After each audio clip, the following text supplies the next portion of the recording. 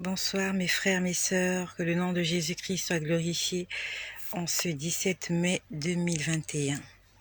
Je rends grâce au Seigneur Jésus-Christ, je rends grâce au Saint-Esprit. Il a dit, il est avantageux pour vous que je m'en aille, car si je n'en vais pas, le Consolateur, l'Esprit de vérité, l'Esprit que le monde ne peut recevoir ne viendra pas sur vous. Le Saint-Esprit nous permet de faire des choses au-delà de ce que nous pouvons faire en temps normal. J'aimerais dire gloire au Saint-Esprit. Hier, pour ceux qui m'ont suivi et pour ceux qui sont abonnés, que le Seigneur vous bénisse et se souvienne de vous. Hier, pour ceux qui me suivent régulièrement, je vous ai parlé de comment j'ai vu les anges. Ils étaient au nombre de 4.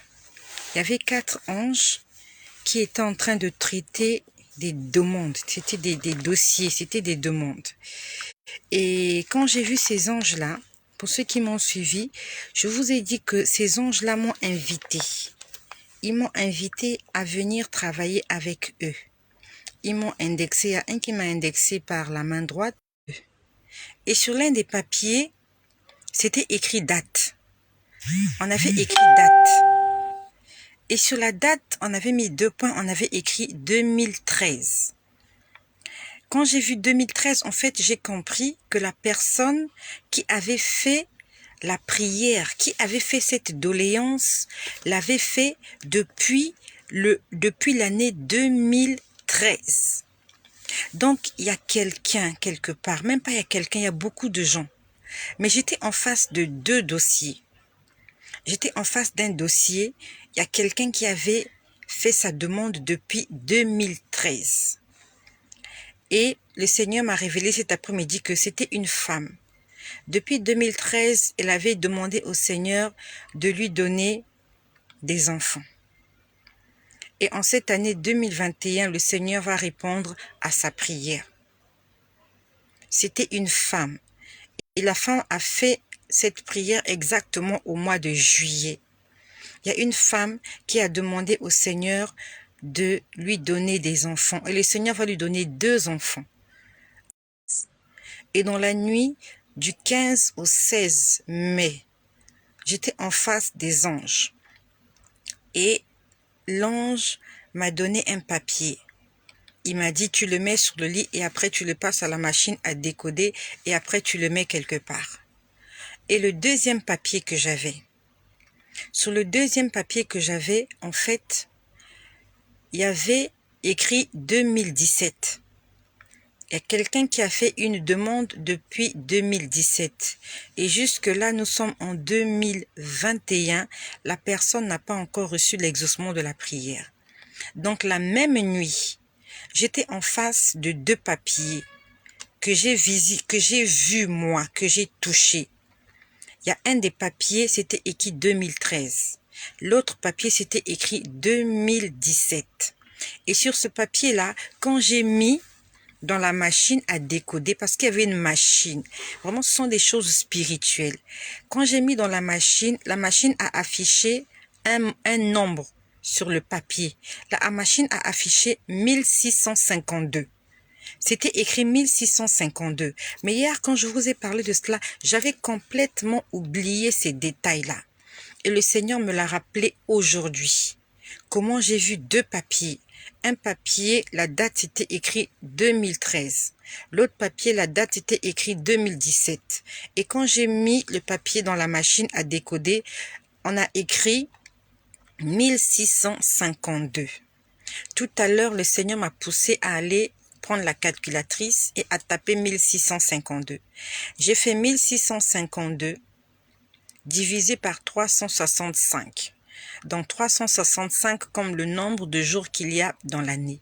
Et j'ai trouvé 4,5 et quelques. Donc, en fait, le Seigneur était en train de me dire que cette personne-là a fait la prière en 2017, mais va être exaucée 1652 jours après qu'il ait fait sa prière. Donc, 4 ans après.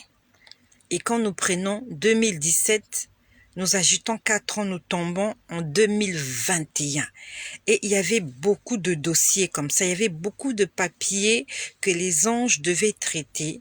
Et ils m'avaient appelé pour les aider. Beaucoup de personnes me diront pourquoi le Seigneur répond tardivement à nos prières. Hier, je vous ai parlé de quand le Seigneur avait fait la multiplication des pains, des 5 pains et de 2 poissons. La Bible nous dit que les hommes étaient au nombre de 5000, sans compter les femmes et les enfants. Ça veut dire que si on faisait le total, il y avait plus de 10 000 personnes. Et quand le Seigneur a pris ces 5 pains et ces 2 poissons, il a rendu grâce. La Bible nous dit que les pains se sont multipliés, qu'il a donné cela à ses disciples et les disciples étaient en train de distribuer le pain à ces gens-là qui avaient suivi Jésus depuis la ville. Ils étaient au nombre de plus de 10 000. La Bible nous dit qu'on l'a demandé qu'on les fasse asseoir par groupe de 50 et de 100. Et il était question que les disciples puissent partager, puissent distribuer le pain et les poissons à ces groupes de gens-là. Ça veut dire que chacun devait attendre son tour. Les disciples étaient en train de partager le pain et le poisson, personne après personne, l'un après l'autre, un à un. Ça veut dire que si toi tu étais la 1650e personne, tu devais attendre ton tour. Le Seigneur n'a pas fait tomber le pain et les poissons comme la manne dans le désert pour les enfants d'Israël. Mais il a donné le pain à ses serviteurs, les disciples, et leur a demandé de partager cela à ceux-là qui avaient suivi Jésus depuis la ville jusque dans le désert. Toute la journée, ils avaient suivi Jésus.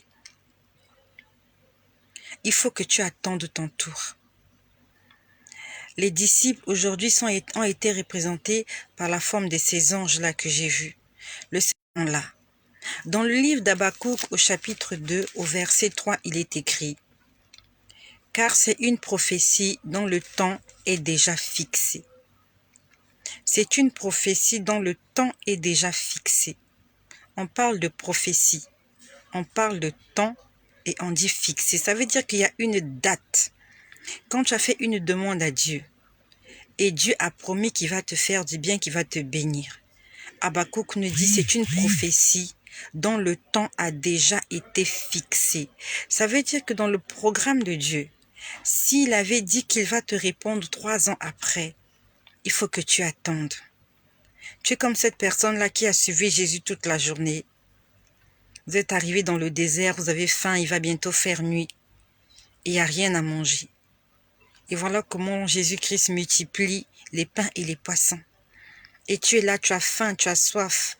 Tu as suivi Jésus toute la journée.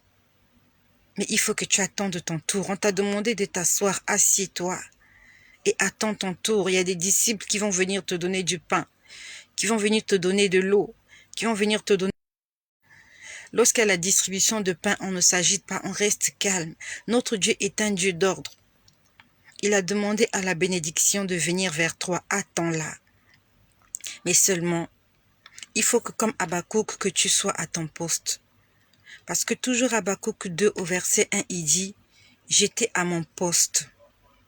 Il dit, je me tenais sur la tour, je veillais pour voir ce que l'Éternel me dirait. Donc il était à son poste et il veillait. Il veillait pourquoi? Pour voir ce que l'Éternel lui dirait. Est-ce que tu es à ton poste? Et est-ce que tu es en train de veiller? Est-ce que tu es en train d'essayer d'écouter la voix de Dieu? Est-ce que tu es en train d'essayer de voir quelque chose que Dieu t'a promis? Ou alors, tu es à l'extérieur, tu n'es même pas à ton poste. Dieu t'a fait des promesses, il y a eu des prophéties. Au lieu que tu restes à ton poste, voilà comment tu te retrouves dans la rue, dehors, hors de la présence de Dieu. Tu te retrouves chez les marabouts, chez les féticheurs, tu es en train de, par toi-même, essayer de trouver des solutions à tes problèmes. Dans le psaume, il est écrit, celui qui demeure sous l'abri du Très-Haut repose à l'ombre du Tout-Puissant. Est-ce que tu demeures sous l'abri du Très-Haut? Demeurer signifie rester là en permanence. Est-ce que tu es en permanence sous les regards du Très-Haut, de Dieu, ton Père, ton Créateur? Est-ce que tu es en permanence dans la présence de Dieu? Dans le psaume 23, il est écrit, l'Éternel est mon berger, je ne manquerai de rien. Est-ce que Dieu est ton berger? Est-ce que l'Éternel est ton berger? Est-ce que tu es une brebis? La brebis, c'est celle-là qui suit son maître. La brebis, c'est celle-là qui dépend de son maître. Elle ne sait pas où aller si ce n'est que là où son maître l'amène et lui demande d'aller. Habakkuk nous dit qu'il était à son poste et il veillait. Et il attendait d'entendre la voix de Dieu et de voir ce que l'Éternel lui dirait. Et Dieu lui a dit, c'est une prophétie dont les temps a déjà été fixé. Elle marche vers son terme.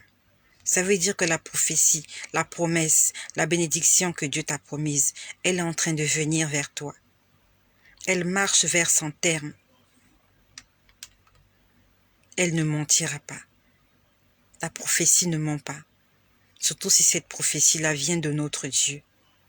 Notre Dieu n'est pas un menteur. La Bible dit, Dieu n'est pas un homme pour mentir, ni le fils d'un homme pour se repentir. La Bible nous dit que c'est le père du mensonge, c'est le diable. C'est le diable qui est le père du mensonge, c'est lui qui ment. Le diable, quand il t'a dit quelque chose, il ne respecte pas, il est menteur. Mais Dieu n'est pas un menteur. Dieu n'est pas un pécheur. S'il t'a promis des choses, attends-la. Attends-la, elle s'accomplira. Si elle tarde, attends-la, car elle s'accomplira certainement. J'ai vu des anges en train de traiter des demandes. Et il y a un ange qui est venu, il y a un autre. C'est comme s'il était supérieur à eux, il était différent. Il leur a dit, faites vite, nous devons répondre à toute cette demande cette année. En cette année 2021, ils ont du boulot, ils doivent répondre à toutes les demandes qui ont été faites. Il y en a même d'autres qui ont été faites, ça fait des années. J'ai vu une demande faite en 2013. J'ai vu une autre faite en 2017. Et le code qu'on avait mis dessus, c'était 1652. Et quand j'ai fait le calcul, 1652 divisé par 365, j'ai trouvé 4,50 et quelques. Donc 4 ans après, le Seigneur va répondre que tu as la foi. La Bible nous dit que la foi est une ferme assurance des choses qu'on espère. Est-ce que ta foi est ferme? Est-ce que tu es sûr que Dieu va te répondre? La Bible nous dit que sans la foi, il est impossible de lui être agréable. Dieu t'a fait des promesses. Il t'a dit qu'il va te faire du bien. Tu cherches du travail, tu cherches le mariage, tu cherches des enfants. Tu cherches la réussite, tu cherches la prospérité, tu cherches la santé. Tu cherches le salut des âmes des membres de ta famille. Tu cherches sûrement des choses. Dieu t'a promis qu'il va te faire du bien. Est-ce que tu gardes la foi? Est-ce que ta foi est ferme? Ou alors ta foi, elle est vacillante? Est-ce que ta foi est bien implantée dans le Christ? La Bible nous dit, le juste vivra par la foi. Si tu as la foi, tu vivras longtemps. Parce que tu vas rester dans l'obéissance en Dieu. Mais si tu n'as pas la foi, tu vas te mettre à essayer de trouver des solutions par toi-même. Tu vas entrer dans des mariages précocement alors que ce mariage ne t'a pas été destiné. Tu vas te lancer dans des entreprises alors que Dieu ne t'a pas demandé de le faire. Tu es tellement pressé, tu n'attends pas. Et tu ne réussiras pas, ça sera des échecs. Et tu vas le regretter. Tu sais que c'est difficile pour moi. Nous ne traversons pas tous les mêmes situations. Chacun de nous a ses problèmes à gérer. Mais le Seigneur m'a montré ces choses pour nous fortifier, pour nous dire, ne vous inquiétez de rien.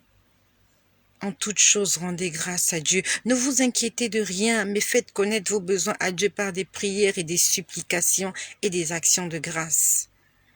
Ne vous inquiétez de rien, car le lendemain prendra soin de lui-même. Ne vous inquiétez de rien, car celui-là qui prend soin des oiseaux, ne prendrait-il pas soin des fils et des filles du royaume? Attends la bénédiction, attendons-la. Vaut mieux mourir le ventre vide, les poches vides dans les bras de l'Éternel, que de mourir le ventre plein et les poches pleines entre les griffes de l'ennemi. Nous avons un choix à faire. Tu attends la bénédiction de l'Éternel. Est-ce que tu es dans sa maison? Est-ce que tu demeures dans sa présence? Est-ce que tu continues à croire? Ou alors tu as entendu des prophéties, tu as entendu des promesses, et comme tu ne les as pas vues s'accomplir, tu es allé consulter l'ennemi. Tu es allé par toi-même essayer de trouver des solutions.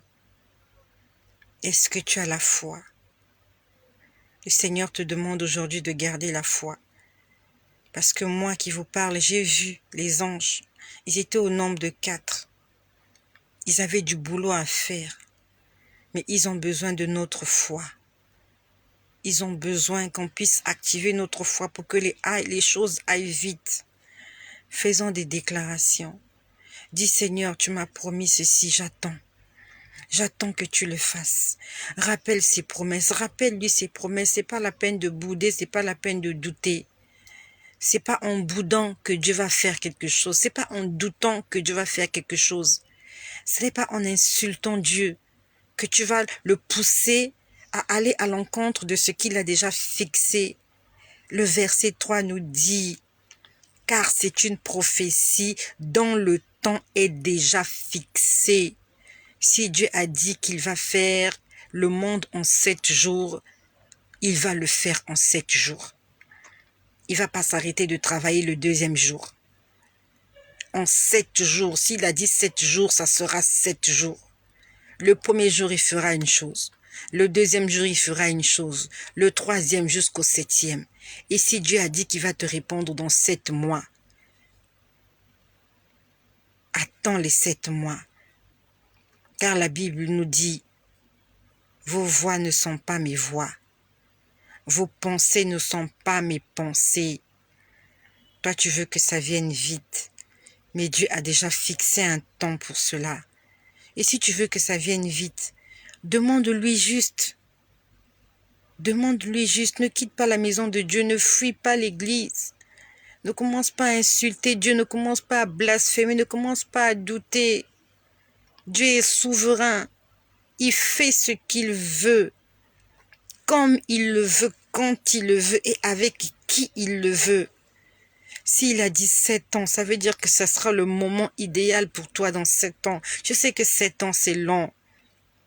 Mais au moins, tu as la promesse que tu vivras jusqu'à ce que la promesse s'accomplisse.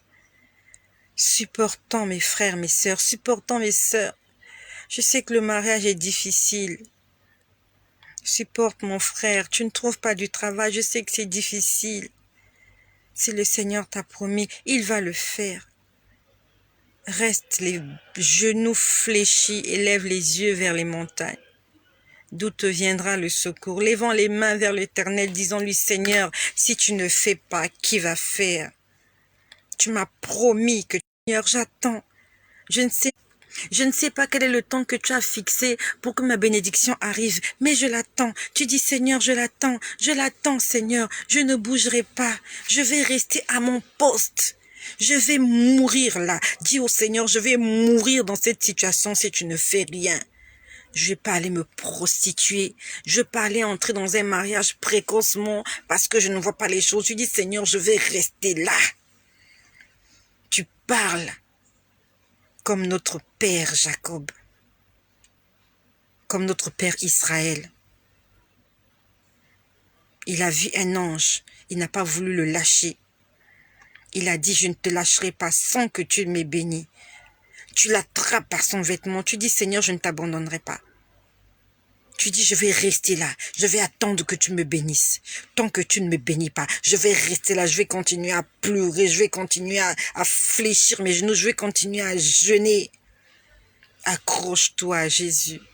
Je t'en supplie. Les anges sont en train de travailler. Je les ai vus travailler. Mais je ne sais pas quel est le numéro qu'on t'a donné. Le numéro que j'ai vu sur ce papier, c'était 1652. Le Seigneur avait fixé une date avant de répondre. Quand a été fixée la date de l'accomplissement de ta prophétie? Mais la Bible nous dit, si elle tarde, attends-la. Attends-la. car elle s'accomplira certainement. Dieu est capable de faire tout ce qu'il dit, il fera. Il accomplira toutes ses promesses envers toi. Garde ta foi en Dieu, il ne t'abandonnera pas, il fera. Garde ta foi en Dieu, il ne décevra jamais, il fera. Oh, oh, oh, oh, il fera, Dieu fera. En cette année 2021, beaucoup de gens seront bénis. Mais pour être béni, reste en vie. Et pour rester en vie, sois obéissant. Reste obéissant. Il y a quelque temps de cela, le Seigneur nous a dit, si vous êtes obéissant, je vais vous rallonger votre vie. Vous allez avoir une longue vie. Si vous êtes obéissant, je vais rallonger votre vie, votre pèlerinage sur cette terre. Tu dois rester vivant afin de voir l'accomplissement du Seigneur dans ta vie. Attends ton tour, ma sœur. Ton tour viendra. Comme Sarah, un jour tu tiendras un bébé dans tes bras. Comme Joseph, un jour tu arriveras au sommet de la gloire. Attends.